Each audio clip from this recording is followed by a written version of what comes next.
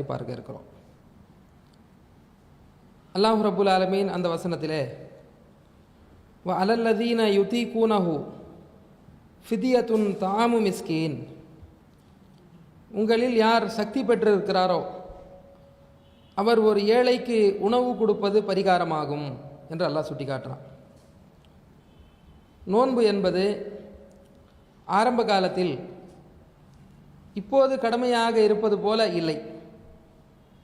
ஆரம்பத்தில் எவ்வாறு கடமையாக இருந்தது என்றால், விரும்பியவர் நோன்பு நோற்கலாம், விரும்பியவர் நோன்பு நோற்காமலும் இருக்கலாம். நோன்பு நோற்காமல் இருக்கக்கூடிய அந்த நபர்கள் பரிகாரம் கொடுக்க வேண்டும் என்றுதான் ஆரம்பத்தில் இருந்தது. இதை அல்லாஹ் ரப்புல் ஆலமீன் ஆரம்பத்தில் இந்த சட்டத்தை சொல்லி பின்னால் இந்த சட்டத்தை மாற்றினான். அந்த மாதத்தை அடைந்தவர்கள் ஃபமன் ஷஹித மின்குமு ஷஹர் ஃபல்யசும், அடுத்த வசனத்திலே வரும் இது, உங்களில் அந்த மாதத்தை அடைந்தவர் நோன்பு நோற்கட்டும் என்று அல்லாஹ் ஆர்டர் போட்டு அத்தனை பேரும் சாய்ஸை வாபஸ் என்ன செஞ்சிட்டான்னு கேட்டால் அல்லாஹ் ரப்புல் ஆலமீன் மாற்றிவிட்டான். உதாரணமாக சொல்வதாக இருந்தால், ஆரம்பத்தில் மது குடித்த நிலையில் தொழுகைக்கு வரக்கூடாது, போதையாக இருக்கக்கூடிய நிலையில் தொழுகைக்கு வரக்கூடாது என்று சட்டம் இருந்தது. போதை தெளிந்த பிறகுதான் தொழுகைக்கு வரணும். லா தக்கரபு சலாத்த அந்தும் சுகாரா, உங்களில் ஒருவர் போதையில் நீங்கள் இருக்கும் பொழுது தொழுகைக்கு நெருங்க வேண்டாம் என்று தான் இருந்தது. இது குரானில் இருக்குது. அதனால் போதை தெளிஞ்ச பிறகு நான் தொழுகைக்கு வரலாம், நான் போய் போதை சரக்கு நான் குடிக்கலாமான்னு கேட்கக்கூடாது. பின்னால் உள்ள சட்டம் மாற்றப்பட்டது. அந்த மதுவை விட்டு நீங்கள் விலகிக் கொள்ளுங்கள், ஃபஜிதனி பூஹு, விலகிக் கொள்ளுங்கள் என்று அடுத்த வசனம் அருளி ஒட்டுமொத்தமாக மது குடிப்பதை எல்லாம் மாற்றிவிட்டான். அப்படி ஆரம்ப காலகட்டத்தில் நோன்பு எப்படி கடமையாக இருந்தது என்றால், அவர்கள் விரும்பியவங்க என்ன செய்யலாம், நோன்பு வைக்கலாம், வைத்தால் பிரச்சனை இல்லை. நோன்பு வைக்காமல் இருக்கக்கூடியவர்கள் அதற்கு ஒரு ஏழைக்கு சாப்பாடு கொடுக்கணும் என்று இருந்தது. இதுக்கு என்ன ஆதாரம் அப்படின்னு கேட்டால், சஹீஹுல் புகாரியில் 4507, சஹீ முஸ்லிமில் 2104, 2105 இதெல்லாம் நீங்கள் பார்க்கலாம்.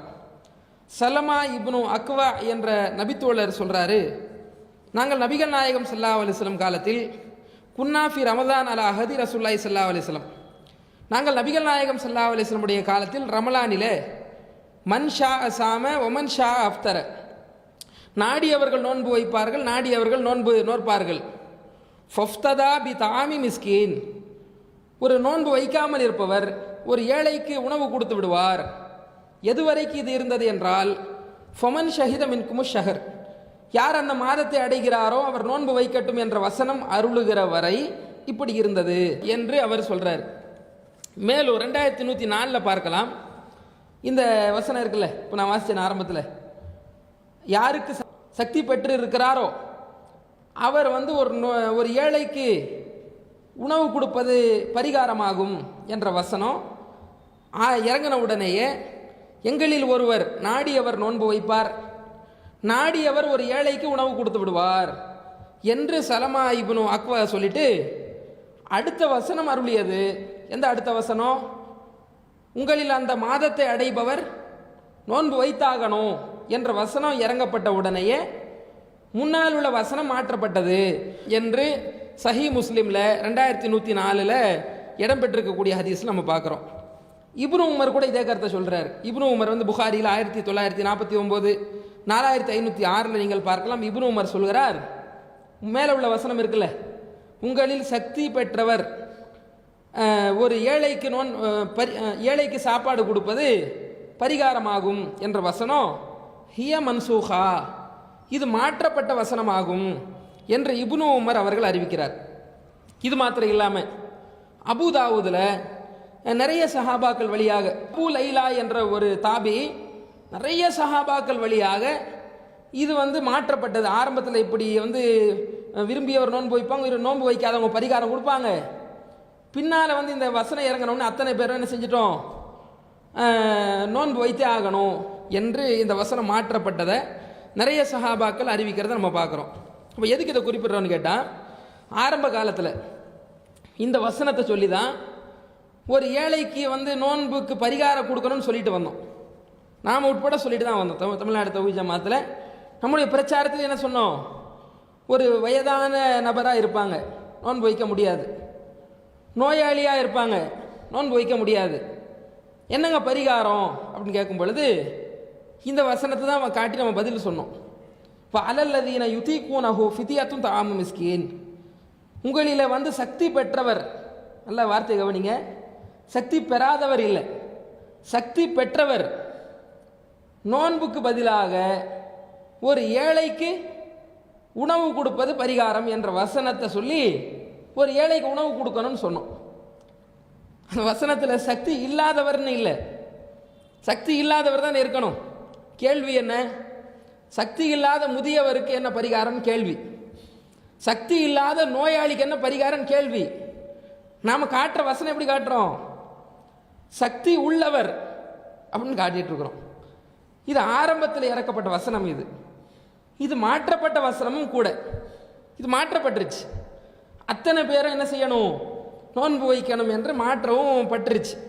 அடுத்து என்னன்னு கேட்டால், ஏன் இப்படி சொன்னோன்னு நம்ம பார்க்கும் பொழுது, இப்னு அப்பாஸ் இருக்கார்ல, இப்னு அப்பாஸ் அவர் மட்டும்தான் என்ன செஞ்சிருக்கிறாருன்னா, தவறுதலாக ஒரு ஏழைக்கு உணவு கொடுக்கறது பரிகாரம்னு சொல்லியிருக்கிறார். சொந்த கருத்தாக ரசூலுல்லாஹி ஸல்லல்லாஹு அலைஹி வஸல்லம் சொல்லாமல் சொந்த கருத்தாக இப்னு அப்பாஸ் சொல்லியிருக்கிறார். சஹீஹுல் புகாரியிலே என்ன செய்யறான், அதை நீங்கள் பார்க்கலாம். அது 4505 நம்பரில் நீங்கள் பார்க்கலாம். அவர் சொல்றாரு, சக்தி இல்லையா, வயதான முதியவர்களாக இருக்கிறாங்களா, வயதான கிழவிகளாக இருக்கிறாங்களா, அவங்களும் ஒரு ஏழைக்கு உணவு கொடுக்கணும் இப்னு அப்பாஸ் சொல்லியிருக்கிறார். எந்த வசனத்தை மேற்கோள் காட்டியிருக்காருன்னு பார்க்கும் பொழுது, அலல்லதீன யுதீகூனஹு இருக்குல்ல, சக்தி பெற்றவர்கள் என்ற வசனம், அதை குர்ஆன் வசனத்தை மாற்றி படிக்கிறார். யுதீகூனஹு என்று படிக்கிறதுக்கு பதிலாக யுதவ்வக்கூனஹு அப்படின்னு படிக்கிறார். அவரே அர்த்தம். குர்ஆன் அப்படி மாற்றி படிக்கலாமா? மாற்றி நாமளே படிக்க மாட்டோம். இப்னு அப்பாஸ் மாற்றி படித்து சட்டம் சொல்கிறார். இப்போ அலல்லதீன யுதவ்வக்கூனஹு, யுதீகூனஹுன்னு சொல்கிறதுக்கு யுதவ்வக்கூனஹு, யார் வந்து படக்கூடிய நிலையில் இருக்கிறார்களோ என்று இவரே அந்த அரபியை மாற்றி அதுக்கு ஒரு பரிகாரம் கொடுக்கணும் என்று இப்னு அப்பாஸ் அவர்கள் சொல்லியிருக்கிறார். 4505 புகாரில் நீங்கள் பார்க்கலாம். அப்போ நபிகள் நாயகம் ஸல்லல்லாஹு அலைஹி வஸல்லம் சொன்னது மட்டும்தான் மார்க்கம், வஹி மட்டும்தான் மார்க்கம், வேற எந்த மனிதருடைய சொல்லும் மார்க்கம் ஆகாது என்ற அடிப்படையில் குர்ஆன் வசனத்தை ஹதீஸை கவனித்து பார்த்தா, சக்தி பெற்றவர் ஒரு ஏழைக்கு உணவு கொடுப்பது பரிகாரம் என்பது ஆரம்பத்தில் இருந்துச்சு. அது இறங்கும் பொழுது நினைச்சவங்க நோன்பு வச்சாங்க, வைக்க முடியாதவங்க சக்தி இருந்துக்கிட்டு அவங்க என்ன செஞ்சாங்க, சக்தி இருக்கிறவங்களையே, சக்தி இருக்கிற 100 பேர் உதாரணமாக 50 பேர் நோன்பு வச்சிருக்கிறாங்க, 50 பேர் ஏழைக்கு சாப்பாடு கொடுத்துருக்குறாங்க. பின்னாலே எப்படி அல்லாஹ் வசனத்தை இருக்கிறான்னு கேட்டால், உங்களில் அந்த மாதத்தை அடைந்தவர் நோன்பு வைக்கட்டும், அத்தனை பேர் அல்லாஹ் உள்ளே கொண்டு வந்துட்டான். இதில் வந்து பலகீனமான மக்களை பற்றி மேலேயும் பேசப்படலை, அடுத்த வசனத்திலும் பேசப்படலை. இப்போ பலகீனமானவர்களுக்கு தனியான சட்டம் இஸ்லாத்தில் சொல்லப்பட்டிருக்கிறது. முடியாதவர்களுக்கு, இயலாதவர்களுக்கு என்ன சட்டம் இஸ்லாத்தில்? நின்று தொழ முடியலைன்னா என்ன சட்டம்? உட்கார்ந்து தொழுங்க. உட்கார்ந்து தொழ முடியலைன்னா படுத்து தொழுங்க. காசு பணம் இல்லை, ஹஜ்ஜு கடமையா? இல்லை, கடமை கிடையாது. உடல் நோய் இருக்குது, ஹஜ்ஜு கடமையா? இல்லை, கடமை கிடையாது. இயலாதவர்களுக்கு இஸ்லாத்தில் கடமையே இல்லை. லா யுகல்லிஃபுல்லாஹு நஃப்ஸன் இல்லா உஸ்ஸஹா, எந்த ஒரு ஆன்மாவையும் தன்னுடைய சக்திக்கு மீறி அல்லாஹ் சோதிக்கவே மாட்டேன் என்று சுட்டி காட்டுறான்.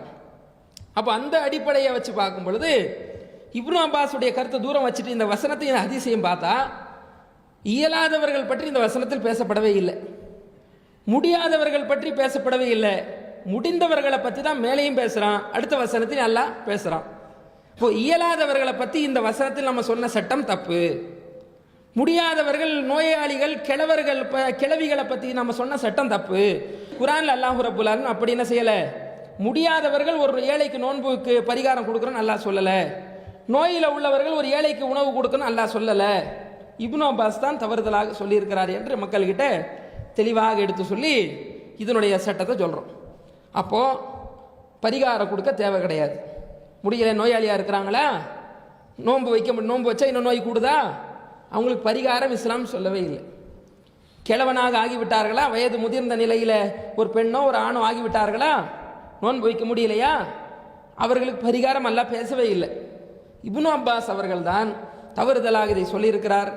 இதை வைத்து நிறைய பயான்களில், சுன்ன ஜமாத் பயான்களில், இந்த சலஃபுகள் என்று சொல்லக்கூடிய பயான்களை நீங்கள் பார்க்கலாம், பரிகாரம் கொடுக்கணும் இன்னும் பேசிட்டு இருக்கிறாங்க. இவ்வளவு தெளிவுபடுத்தியும் கூட பரிகாரம் கொடுத்து தான் ஆகணும், நோன்பு வைக்க முடியலன்னா பரிகாரம் கொடுத்து தான் ஆகணும் என்று பேசக்கூடிய இவர்களெல்லாம் அறிஞர்களாக பேசி கொண்டிருக்கிறார்கள். ஆகவே இதை தெளிவுபடுத்த வேண்டிய, அல்லாஹ்வுக்கு அஞ்சி இதை தெளிவுபடுத்த வேண்டிய கடமை இருக்கிற காரணத்தினால தான் சக்தி பெற்றவர்களுக்கு தான் அல்லாஹ் ரப்புல் பரிகாரம் சொல்லியிருக்காங்க, தவிர சக்தி பெறாதவர்களுக்கு பரிகாரம் என்று அல்லாஹ் ரப்புல் ஆலமீன் பேசவே இல்லை என்ற இந்த விளக்கத்தை சொல்லி இன்று ஒரு இறை வசனத்துடைய விளக்கமாக சொல்லி முடித்துக் கொள்கிறேன். வாஹிர் தஅவானா அல்ஹம்துலில்லாஹி ரப்பில் ஆலமீன். அஸ்ஸலாமு அலைக்கும் வரஹ்மத்துல்லாஹி.